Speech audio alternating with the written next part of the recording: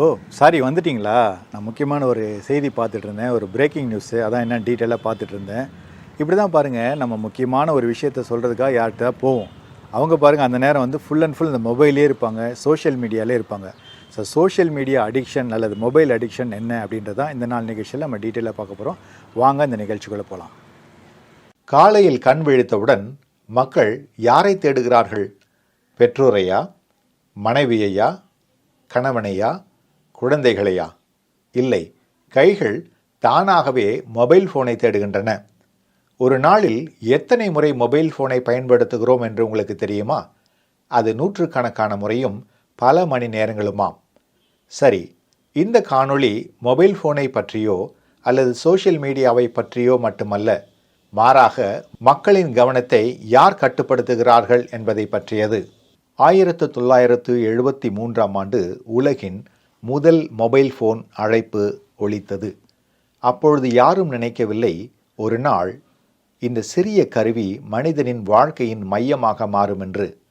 கால் செய்வதற்காக உருவாக்கப்பட்ட மொபைல் பின்னர் SMS அனுப்பியது, ஃபோட்டோ எடுத்தது, இன்டர்நெட்டை நம் கைகளுக்குள் கொண்டு வந்தது. இன்று ஒரு ஸ்மார்ட் ஃபோன் என்னென்ன செய்கிறது தெரியுமா? இது ஒரு சாதாரண மொபைல் ஃபோன் அல்ல, ஒரு தகவல் தொடர்பு மையம், ஒரு இணையம், சமூக ஊடக உலகம், ஒரு கேமரா, பொழுதுபோக்கு சாதனம், கல்வி மற்றும் அலுவலக உதவியாளர், வங்கி மற்றும் டிஜிட்டல் வர்த்தக மையம், பயணத்திற்கு வழிகாட்டும் வழிகாட்டி, ஒரு அன்றாட வாழ்க்கையின் உதவியாளர் என்று இன்னும் பல. ஒரு காலத்தில் இவை அனைத்திற்கும் தனித்தனி கருவிகள் தேவைப்பட்டன. ஆனால் இன்று அவை அனைத்தும் நம் உள்ளங்கையில் இருக்கும் ஒரே ஒரு ஸ்மார்ட் போனுக்குள் அடங்கிவிட்டன. மனித வரலாற்றில் மிகப்பெரிய தொழில்நுட்ப புரட்சிகளில் ஒன்றாக கருதப்படும் இந்த கண்டுபிடிப்பு மனித வாழ்க்கையை முன் எப்பொழுதும் இல்லாத அளவுக்கு மாற்றியுள்ளது. ஆனால் ஒரு முக்கியமான கேள்வி, வெறும் பேசுவதற்காக கண்டுபிடிக்கப்பட்ட ஒரு கருவிக்கு ஏன் இத்தனை வசதிகள் சேர்க்கப்பட்டன? கேமரா, சமூக ஊடகம், விளையாட்டுகள், வீடியோக்கள் என இவை அனைத்தும் நமது வாழ்க்கையை எளிதாக்குவதற்காகவா அல்லது நமது கவனத்தை அதிக நேரம் இந்த ஸ்மார்ட் போன் மீது வைத்திருக்கவும் உருவாக்கப்பட்டதா? இதை பற்றி மக்கள் எப்போதாவது சிந்தித்திருக்கிறார்களா? Facebook, Instagram, YouTube, X, WhatsApp போன்ற அப்ளிகேஷன்களை உருவாக்க இவற்றின் பின்னால் ஆயிரக்கணக்கான சாஃப்ட்வேர் இன்ஜினியர்ஸ் மட்டுமல்லாமல் psychologist, behavioural scientist, artificial intelligence experts என பல துறைகளை சேர்ந்த வல்லுநர்கள் பணியாற்றுகிறார்கள். ஒரு மனிதனை அதிக நிமிடங்கள் ஸ்மார்ட் போன் முன் வைத்திருக்க என்ன செய்யலாம் என்று யோசித்து அதற்காகவே notification, like, comment, shorts, reels என ஒவ்வொரு வசதிகளையும் வடிவமைத்திருக்கிறார்கள் என்று கருதப்படுகிறது. இதனால்தான் இன்னும் ஒரு வீடியோ மட்டும் பார்ப்போம் என்று நினைத்தவர் 1 மணி நேரம் கடந்த பிறகே ஒரு வீடியோ மட்டும் தானே பார்க்கலான்னு நினைச்சேன், இவ்வளோ நேரம் ஆயிடுச்சே என்று உணருவார். சரி, இதில் ஒரு விஷயத்தை கவனித்தீர்களா? இங்கு பெரும்பாலும் பேசிக் வெர்ஷன் எல்லாமே இலவசம்தான். தற்போது வரை ஃபேஸ்புக் இலவசம், இன்ஸ்டாகிராம் இலவசம், யூடியூப் இலவசம், இன்னும் பல.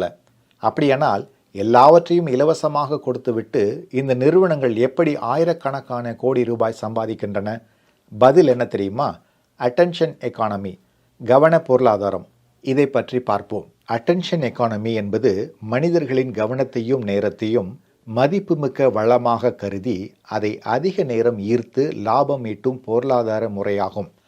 இன்று பல டிஜிட்டல் தளங்கள் மக்கள் கவனத்தை நீண்ட நேரம் தக்க வைத்து அதன் மூலம் விளம்பர வருமானத்தையும் வணிக லாபத்தையும் பெறுவதற்காகவே வடிவமைக்கப்பட்டுள்ளன. அதாவது உங்கள் நேரம், உங்கள் கவனம், உங்கள் கண்கள் இவை அனைத்திற்கும் பொருளாதார மதிப்பு இருக்கிறது. அதனால்தான் நீங்கள் அதிக நேரம் திரையை விட்டு வெளியேறாமல் இருக்க வேண்டும் என்பதே பல அப்ளிகேஷன்களின் வணிக நோக்கமாக உள்ளது. நாம் ஸ்மார்ட் போனை அதிக நேரம் பயன்படுத்துவதால் நம் உடலில் என்னென்ன விதமான மாற்றங்கள் ஏற்பட வாய்ப்பிருக்கிறது என்பதை பார்ப்போம். நமது மூளையில் உள்ள ரிவார்ட் சிஸ்டம் என்ற அமைப்பு புதிய அனுபவங்களையும் எதிர்பாராத வெகுமதிகளையும் விரும்புகிறது. அதனால்தான் ஒவ்வொரு முறையும் நோட்டிஃபிகேஷன், லைக், கமெண்ட் மற்றும் வீடியோவை நாம் பார்க்கும்போது டோபோமைன் என்ற நரம்பு தகவல் கடத்தியின் செயல்பாட்டை தூண்டி இன்னும் ஒரு முறை பார்க்கலாம் என்ற உந்துதலை உருவாக்குகிறது. ஆனால் கதை இதோடு முடியவில்லை.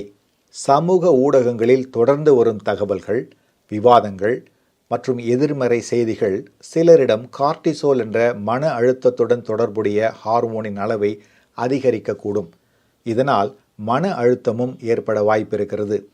அதேபோல இரவு நேரங்களில் நீண்ட நேரம் மொபைல் பார்ப்பது தூக்கத்தை ஒழுங்குபடுத்தும் மெலட்டோனின் என்ற ஹார்மோனின் இயல்பான சுரப்பை குறைக்கக்கூடும். இதன் விளைவாக தூக்கக்குறைவு, கவனச்சிதறல், சோர்வு, மனநிலையில் மாற்றங்கள் ஏற்படலாம். அதனால்தான் மொபைல் அடிமைத்தனம் என்பது ஒரு பழக்கம் மட்டுமல்ல, அது நமது மூளையின் செயல்பாடுகளையும் உடலின் இயல்பான சமநிலையையும் பாதிக்கக்கூடிய விஷயமாகும். மொபைல் அடிக்ஷன் வந்துவிட்டால் மொபைலை எடுக்க எந்த காரணமும் இல்லாத நேரங்களிலும் மக்கள் அதை திறந்து பார்க்கிறார்கள். இப்படி தொடர்ந்து செய்யும்போது இது ஒரு பழக்கமாக மாறுகிறது. பிறகு அதே பழக்கம் நமது நேரத்தையும் திருடுகிறது. மட்டுமல்லாமல் குழந்தைகள் மற்றும் இளம் வயதினரின் படிப்பில் கவனம் குறையலாம், வெளியில் விளையாடும் நேரம் குறையலாம், குடும்பத்தோடு பேசும் நேரம் குறையலாம். நண்பர்கள் அருகில் இருந்தாலும் ஒவ்வொருவரும் தங்கள் மொபைலில் மூழ்கி இருப்பதையே நாம் அடிக்கடி பார்க்கிறோம்.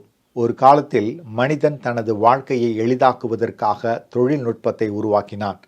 ஆனால் இன்று அதே தொழில்நுட்பம் மனிதனின் நேரத்தையே எடுத்துக்கொள்ள தொடங்கிவிட்டதா என்ற கேள்வி எழுகிறது. நாம் இழப்பது சில மணி நேரங்கள் மட்டுமல்ல, நமது கவனம், நமது சிந்தனை, நமது உறவுகள் மற்றும் வாழ்க்கையின் முக்கியமான தருணங்கள். ஒரு குழந்தை விளையாட வேண்டிய நேரத்தில் மொபைல் பார்க்கிறது. ஒரு வாலிபன் தனது கனவுகளை உருவாக்க வேண்டிய நேரத்தில் முடிவில்லாத ஸ்க்ரால்களில் தொலைந்து போகிறான்.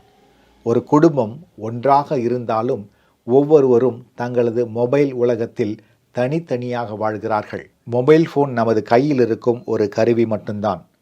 ஆனால் அதை கட்டுப்படுத்த முடியாமல் போனால் அது நமது பழக்கங்களை மாற்றும், எதிர்காலத்தை பாதிக்கும், நமது மூளையின் செயல்பாடுகளை பாதிக்கும்.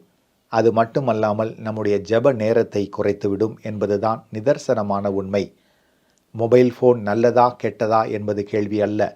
மாறாக நமது வாழ்க்கையை நாம் கட்டுப்படுத்துகிறோமா அல்லது நமது வாழ்க்கையை மொபைல் ஃபோன் கட்டுப்படுத்த தொடங்கிவிட்டதா என்பதுதான் மிகப்பெரிய கேள்வியாகும். சிந்திப்போம், ஜெபிப்போம்.